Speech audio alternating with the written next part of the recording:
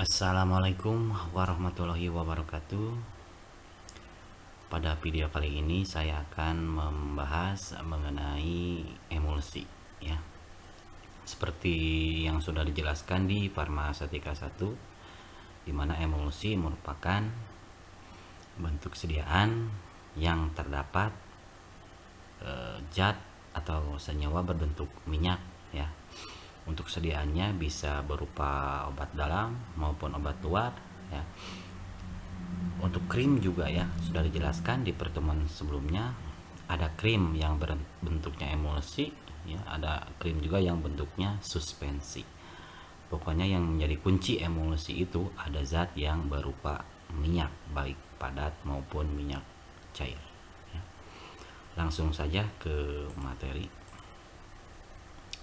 Jadi secara definisi, emulsi merupakan sediaan yang mengandung bahan obat air atau distabilkan dengan zat pengemulsi atau surfaktan yang cocok. Itu menurut Farmakope Indonesia 3 ya. Sedangkan menurut Farmakope 4, emulsi merupakan sistem dua fase yang salah satunya yaitu terdispersi ke dalam cairan lainnya dalam bentuk tetesan kecil ya. Itu yang terdispersi baik minyak ataupun air, yang nantinya akan menentukan tipe apa emulsi tersebut, minyak dalam air ataukah air dalam minyak. Nanti dijelaskan di slide selanjutnya. Ini menurut definisi lain ya, emulsi adalah sediaan yang mengandung dua zat cair yang tidak saling bercampur. Biasanya berupa air dan minyak ya, dimana cairan yang satu terdispersi menjadi butiran-butiran kecil dan cairan yang lainnya merupakan sistem dispersi atau pembawa ya. Formula suspensi dan emulsi ya, pada halaman 6. Ini sumbernya dari buku. Ini merupakan sediaan cair ya.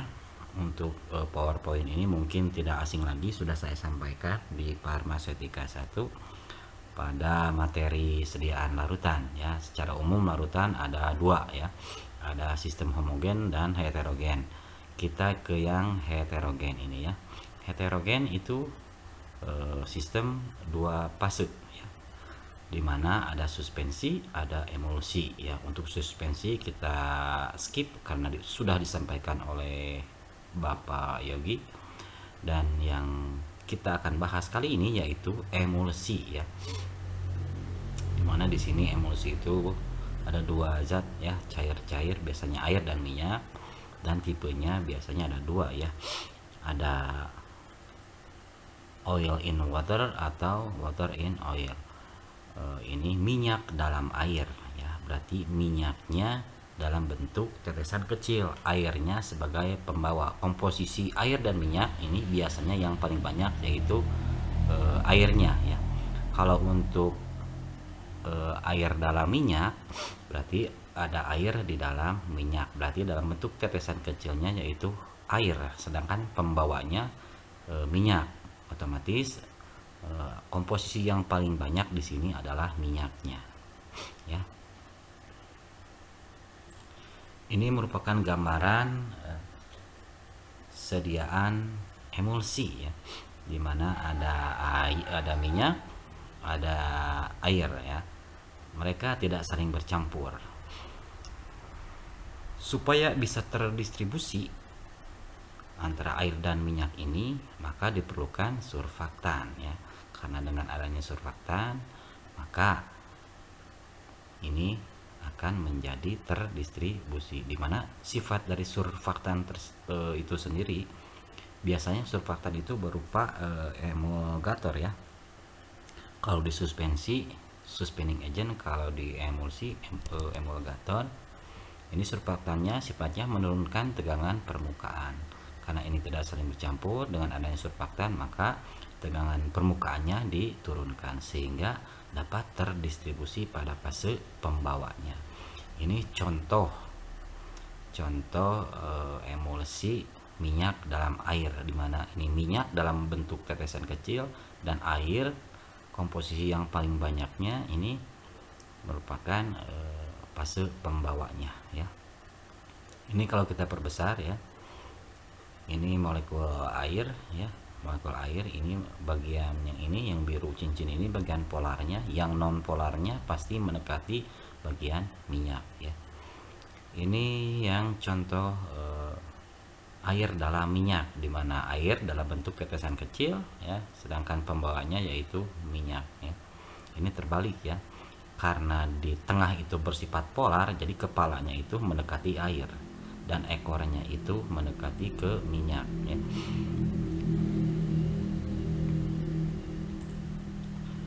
Nah, ini merupakan gambar atau skema bagaimana proses pembentukan emulsi dibandingkan dalam suasana dingin maupun dalam suasana panas ya. Ini dicontohkan ya. Ini emulsi oil in water, berarti minyak di dalam air ya. Minyak di dalam air apabila dilakukan pemanasan, dia ini kan bentuknya besar ya. Partikelnya ini besar. Kalau dia dilakukan pemanasan ya, tipe emulsinya ya, maka dia akan menjadi nano emulsi, akan partikelnya akan tambah kecil. Jadi intinya dengan adanya energi atau panas pada pembuatan emulsi, maka akan memperkecil juga nanti bentuk partikelnya ya. Ini bisa dilihat contoh gambar ya. Ini yang sebelum itu dia putihnya seperti susu ya. Ini emulsi. Kalau yang nano, dia kalau yang sudah sesudahnya sudah diinversi dengan cara panas ya, dia relatif agak bening ya, menuju ke bening yang nano ya. Jadi bentuk mana yang paling baik, apakah emulsi biasa atau yang nano ya? Kalau kaitannya dengan dosis ya, seperti halnya kita membahas sediaan serbuk, tablet kan, makin kecil ukuran partikel maka makin baik absorpsinya ya. Maka kalau butiran-butiran kecil atau partikel-partikel kecil itu makin baik nanti dalam proses penyerapannya. Selanjutnya ini merupakan, tadi sudah dijelaskan juga di awal, ini adalah tipe emulsi, yang ini minyak di dalam air ya. Yang ini tipe emulsi air di dalam minyak, bisa dilihat ya. Ini dengan adanya emulsifier atau emulgator atau surfaktan tadi ya, maka tadinya dia terpisah, dengan adanya emulgator atau penurun tegangan permukaan, maka dia akan terdistribusi ya, dan biasanya obat-obat oral ya maupun obat topikal, untuk penggunaannya emulsi itu harus dikocok dahulu. Kenapa harus dikocok dahulu? Nanti ada kita bahas ya di slide ketidakstabilan emulsi. Ini yang bisa menggambarkan bagaimana emulsi itu terbentuk ya. Ada beberapa teori yang bisa dijelaskan. Yang pertama ini teori tegangan permukaan atau surface tension, di mana pada teori ini adanya daya kohesi ya dari suatu zat selalu sama, sehingga pada permukaan zat cair akan terjadi perbedaan tegangan di permukaan karena ketidakseimbangan dari gaya kohesi itu sendiri ya. Dapat juga ya terjadi perbedaan tegangan pada bidang batas. Batas tadi kan ada batas air dan batas minyak ya, yaitu ada dua cairan yang tidak saling bercampur ya. Bisa dibuktikan sendiri saja di rumah ya. Kalau air itu tidak bisa bercampur dengan air, kalau minyak tidak bisa bercampur dengan airnya. Semakin tinggi perbedaan tegangan bidang batas, maka kedua zat cair akan semakin sulit tercampur. Bagaimana cara mengatasinya? Yaitu dengan penambahan emulgator ya, sehingga dapat menurunkan atau menghilangkan tegangan bidang atas tersebut, maka akan mudah bercampur bercampur antara air dan minyak. Bercampur ya, bukan artinya melarut ya, tapi nantinya dia tercampur dan terdistribusi ya, bisa turun. Tadi kan ada 2 lapisan yang tidak saling bercampur, nanti dengan adanya emulgator maka bisa terdispersi, seperti halnya mirip dengan suspensi ya, ditambahkan suspending agent apabila terdapat obat yang tidak larut ya. Prinsipnya kalau di suspensi ada obat yang tidak larut, dibuat sediaan larutan ya, larutan oral maupun larutan topikal. Supaya obat terdistribusi maka dibutuhkan suspending agent. Dengan adanya suspending agent, zat tersebut tetap tidak larut, bukan menjadi larut, tetap tidak larut, tetapi si obat tersebut dapat terdistribusi dan atau menyebar dengan baik, sehingga akan mempengaruhi dosis ya. Teori yang kedua yaitu teori orientasi pembentukan baji atau oriented wedge. Nah, ini didasarkan pada kelarutan ya yang selektif pada molekul emulgator ya. Kita ketahui bahwa ada zat ya, emulgator itu ada yang bersifat hidrofil atau lebih suka air, ada lipofil, dia lebih suka minyak ya. Masing-masing kelompok ini cenderung akan bergabung dengan zat cair yang disenanginya. Jadi nanti zat yang lebih condong ke hidrofil dia akan berkumpul dengan hidrofil. Begitu juga sebaliknya ya. Bisa dilihat di gambar ya. Ini tadi juga di awal sudah disinggung ya. Di sini tadi yang berbentuk kepala ini kan relatif polar ya. Ini dalam fase pembawa polar air ya, water. Berarti ini yang bagian luar ini, yang kepala ini bersifat polar, maka akan lebih berkumpul ke daerah polar. Sedangkan yang ini oil, air, minyak, ini bagian non polar, maka dia akan berkumpul ya, berkumpul dengan yang cenderung bergabung dengan cairan yang disenanginya. Ini non polar akan bergabung dengan non polar ya. Ini W, ini air W, berarti ini yang bagian polarnya. Ini bagian polarnya, yang non polarnya ini pembawa kan ini pembawanya minyak. Jadi ekornya keluar. Kalau ini ekornya ke dalam karena minyaknya ada di dalam. Kalau ini minyaknya ada di luar berarti ekornya keluar ya. Jadi ini penanganannya sama juga ya, dengan adanya emulgator, ditambahkannya emulgator ini seolah-olah menjadi tali pengikat antara air dan minyak, sehingga tercapai keseimbangan antara dua kelompok yang hidrofil maupun lipofil, akan diperoleh sifat suspensi yang baik. Untuk setiap jenis emulgator memiliki harga kesetimbangan atau HLB yang besarnya tidak sama ya. HLB itu hydrophil lipofil balance ya, keseimbangan antara hidrofil dan lipofil ya.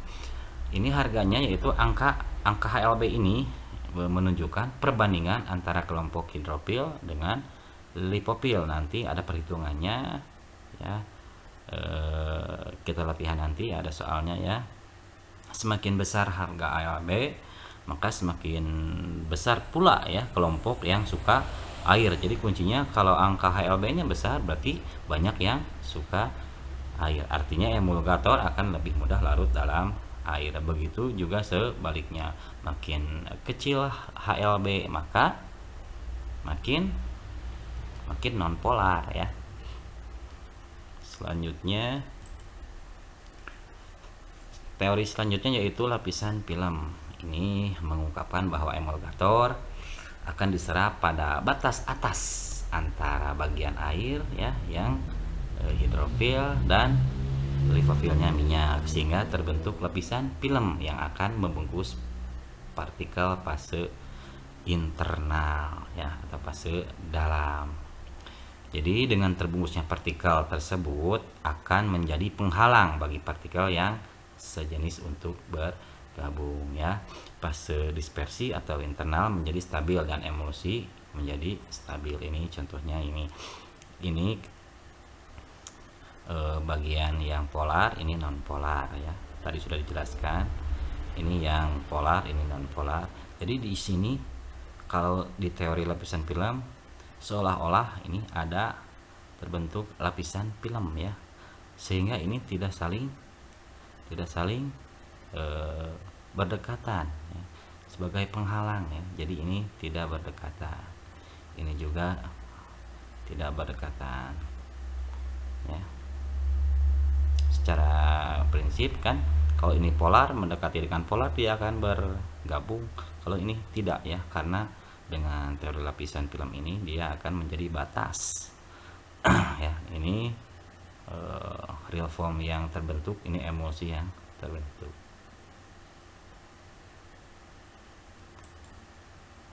Dan teori yang terlahir yaitu teori lapisan listrik rangkap, di mana apabila minyak terdispersi ke dalam suatu lapisan air yang berhubungan langsung dengan permukaan minyak, maka akan terbentuk bermuatan sejenis ya. Jadi lapisan minyak ya dalam lapisan air ini biasa ya, muatannya ini positif ya. Untuk lapisan berikutnya, nanti berikutnya di sini ya. Untuk lapisan berikutnya muatannya akan berlawanan dengan lapisan yang di depannya. Ini positif, ini akan berlawanan menjadi negatif ya, sehingga seolah-olah tiap partikel minyak dilindungi dua benteng lapisan listrik yang saling berlawanan ya, mengakibatkan ya terjadi gaya tolak menolak antar sesama partikel. Dengan demikian stabilitas emulsi akan tercapai atau bertambah. Di sini negatif, sini positif, nanti muncul lagi positifnya dan seterusnya ya. Selanjutnya komponen emulsi secara umum itu ada fase dispersi, ada fase pendispersi dan emulgator. Tadi di awal juga sudah disinggung ya. Yang namanya pendispersi, otomatis kalau pendispersi itu jadi komposisi yang paling banyak, bisa berupa zat aktif ataupun zat tambahan ya. Pokoknya fase pendispersi itu yang mendispersikan ya. Jadi volume yang paling banyak. Sedangkan fase dispersi biasanya itu dalam bentuk tetesan-tetesan ya.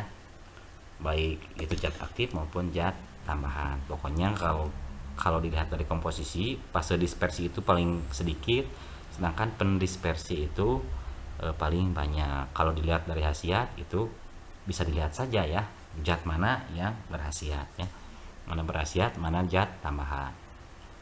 Sedangkan emulgator ini bagian dari emulsi yang berfungsi untuk menstabilkan emulsi ya.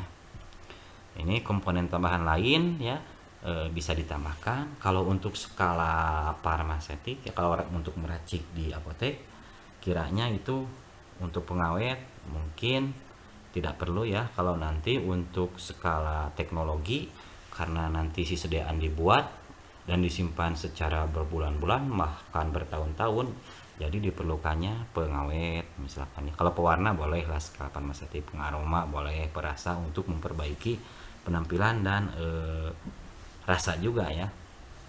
Kalau untuk pengawet itu relatif lah ya. Selanjutnya ini contoh emulgator yang dipakai pada sediaan emulsi. Ada emulgator ini berfungsi juga sebagai suspending agent juga sama ya. Mungkin sudah dibahas juga di pertemuan sebelumnya sama Pak Yogi ya. Jadi nanti ada kesamaan antara emulgator dengan suspending agent ya. Di sini ada gom Arab. Cara pembuatannya yaitu ditambahkan air 1,5 ya dikali bobot gomnya ya. Jadi nanti kalau misalkan di resep ada misalkan ada minyak ya, terus ada gom Arabnya QS, berarti ini ya airnya segini ya. Ini khusus QS ya. Untuk teragakan ini cara pembuatannya ditambah air 20 kali. Teragakan sama halnya dengan CMC ya. Air yang digunakan itu tadi ya di awal sudah jelaskan. Kalau dingin juga pasti jadi jadi emulsi. Kalau panas sama, jadi yang membedakan tadi bentuk partikelnya akan mengecil apabila terjadi atau dilakukan dengan suasana panas ya. Ini CMC dan tegakan sama ya, dikali air, untuk airnya dikali 20 dari bobot tegakan ya. Untuk agar-agar ini cara pembuatannya 1-2% agar-agar yang digunakan. Untuk kontrus sama 1-2%, CMC juga sama 1-2%. Ini penambahan PGA apabila di dalam resep ya, di dalam resep ada PGA. PGA-nya QS, misalkan QS. Kalau PGA sudah ditentukan di resep, misal PGA 2 gram, berarti buat saja 2 gram. Beda hal kalau PGA QS ya, secukupnya. Artinya secukupnya itu ada aturannya ya. Ini aturannya. Untuk apabila di dalam resep terdapat golongan oleum atau minyak lemak, berarti PGA yang ditambahkan yaitu dikali berat oleum yang terdapat pada resep. Misalkan ya, ada minyak kokos itu misalkan 10 gram, berarti PGA yang digunakan yaitu dikali 10 ya, dikali berat oleum. Kalau ada oleum ricini yaitu sepertiga dari berat oleum ya, jadi 1/3-nya. Kalau oleum likoris 30% dari berat oleum, sedangkan oleum kakao ini sama banyak ya. Oh tadi saya oleum kakao teh coklat ya. Sedangkan golongan sera dan minyak lemak padat ini digunakan sama banyak. Biasanya ini golongan sera dan lemak padat ini bukan obat oral ya, biasanya obat topikal ya. Di krim juga ini biasa dipakai. Sedangkan kalau ekstrak spisum atau ekstrak kering ya, ini digunakan VGA-nya sebanyak 2,5% dari total sediaan. Terus apabila ada parafin ya, parafin ini biasanya digunakan untuk obat oral juga ada ya, sebagai obat untuk melancarkan BAB yang susah, BAB sembelit ya atau konstipasi. Ini digunakan PGA sama banyak. Selanjutnya ini apabila ada campora dan mentol, karena dia larut pada minyak, berarti dilarutkan dengan minyak. Minyaknya sebagaimana, sama banyak. Misalkan campora 1 gram, berarti minyaknya juga 1 gram ya. Untuk golongan balsam ini sama banyak. Minyak atsiri juga sama banyak. Ini dari ketiga ini keempat ini nih. Ini biasanya digunakan obat luar ya. Bromoform dan kloroform ditambahkan minyak lemak 10 kali, tambahkan PGA dan bahan cairnya.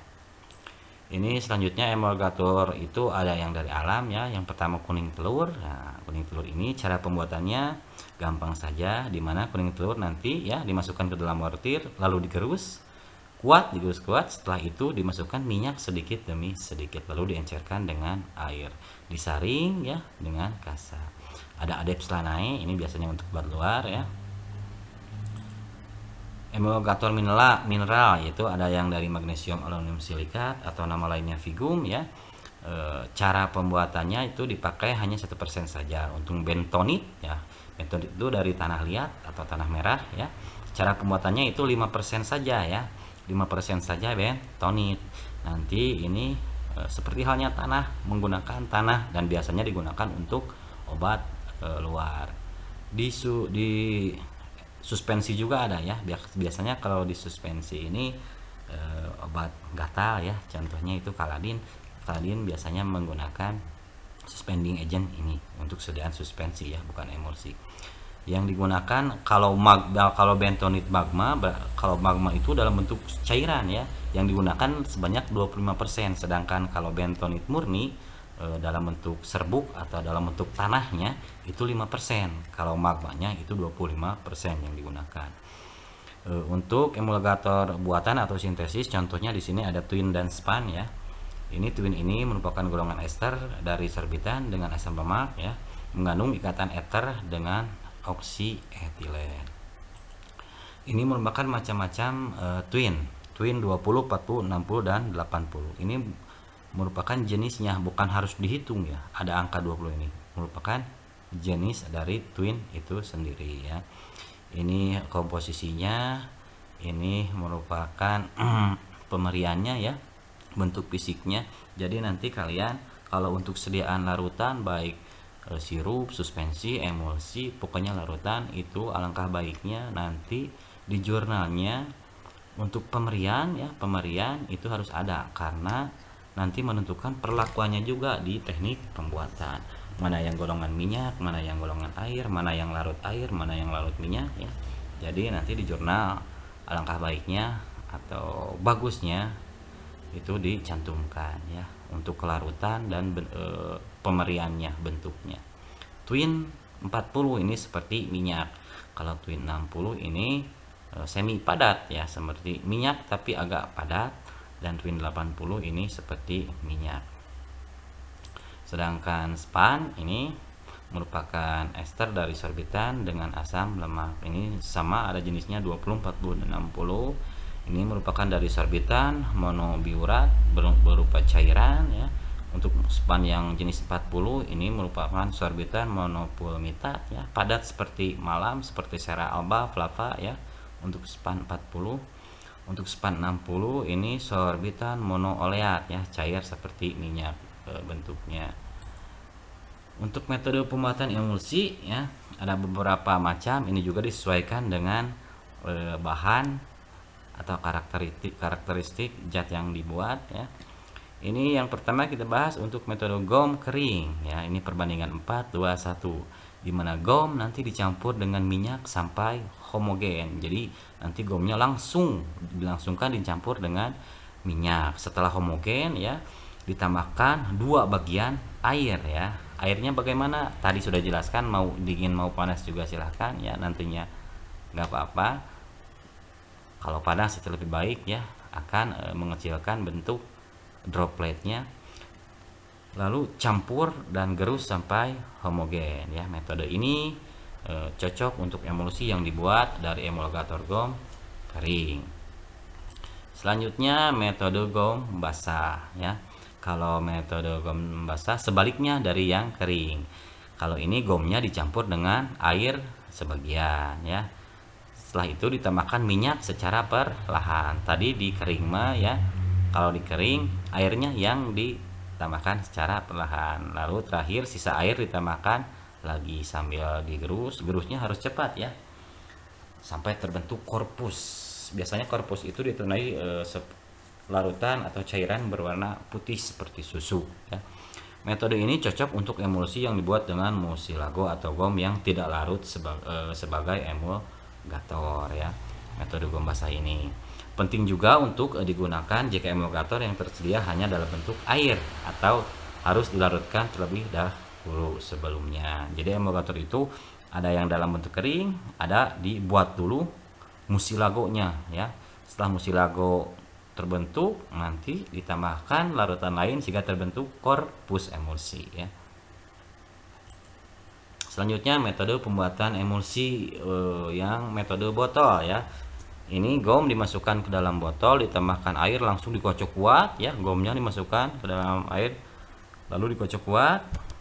Selanjutnya sedikit demi sedikit minyak ditambahkan sambil terus dikocok ya. Metode khususnya metode ini digunakan untuk minyak yang mudah menguap atau minyak atsiri ya. Contohnya minyak atsiri oleum caju putih ya, itu mudah menguap. Dan minyak encer lainnya ya untuk mencegah terjadinya zat tersebut tidak terpercik kemana-mana. Selanjutnya yaitu ketidakstabilan emulsi.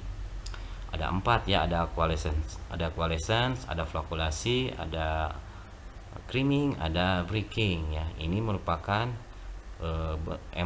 sediaan emulsi yang baik ya, terdistribusi ke setiap sudut. Nah, ini sehingga nanti kalau emulsi yang baik itu kalau terdistribusi dengan baik, nanti dosisnya takarannya akan tepat. Beda hal kalau terjadi coalescence, flocculasi, creaming, dan breaking. Yang pertama, ini terjadi coalescence. Ini terbentuk ya tetesan baru lebih besar. Ini lebih besar ya. Jika dibiarkan, hal ini akan terus berlangsung sehingga semua tetesan minyak atau air ya, sebaliknya bisa minyak bisa air, akan menyatu dan akhirnya membentuk lapisan sendiri yang terpisah dari emulsi. Itu untuk coalescence. Selanjutnya untuk flokulasi, ini peristiwa berkumpulnya tetesan-tetesan minyak tetapi tidak membentuk tetesan minyak baru ya, hanya berkumpul saja yang lebih besar seperti peristiwa coalescence, hingga mengakibatkan distribusinya dalam bentuk emulsi tidak merata atau tidak homogen lagi. Imbasnya nanti ke dosisnya tidak merata. Selanjutnya adalah creaming. Creaming ini peristiwa memisahnya emulsi menjadi dua bagian ya, jadi terpisah. Salah satu bagian ini mengandung banyak fase dispersi dari bagian yang lainnya karena homogenitasnya emulsi ya dari formulasinya itu kurang. Nah, biasanya ini biasa diatasi dengan penggocokan atau pengkocokan ringan. Jadi sudah dijelaskan di awal ya bahwa sediaan emulsi itu nanti di labelnya harus ada di keterangan dikocok dahulu ya, seperti halnya suspensi. Apakah untuk sediaan sirup harus dikocok dahulu? Saya kira sudah dijelaskan di Farmasetika 1 ya. Selanjutnya ini breaking. Breaking ini terjadi terpisahnya ya dua bagian langsung ya. Karena ini terjadinya coalescence ya, coalescence dan flokulasi secara bersama-sama. Jadi dua kejadian terjadi bersamaan di mana emulgator mengalami dekomposisi, misalkan disebabkan temperatur penyimpanan yang tidak sesuai ya. Harusnya disimpan di tempat yang sejuk, ini di pinggir kompor misalkan panas ya, atau di dekat jendela yang masuk sinar matahari ya. Masalah ini tidak cukup diatasi dengan pengocokan ya. Dengan kata lain, ini emulsi yang mengalami hal ini telah rusak sama sekali, berarti tidak boleh digunakan ya, karena nanti ada agregasi atau rusaknya zat merubah kadar yang lebih bahaya. Nanti kalau zatnya rusak menjadi zat lain yang bersifat toksik ya. Selanjutnya ini ada resep latihan ya, resep sediaan emulsi. Untuk ada dua ya, ini resep sediaan oralnya, yang ini sediaan topikalnya. Untuk ketiga resep ini nanti saya bahas di video selanjutnya. Setelah itu kita lakukan kuis, setelah kuis kita adakan tugas mengerjakan resep. Sekian materi untuk emulsi. Semoga ilmunya bermanfaat. Billahi taufiq wal hidayah. Wassalamualaikum warahmatullahi wabarakatuh.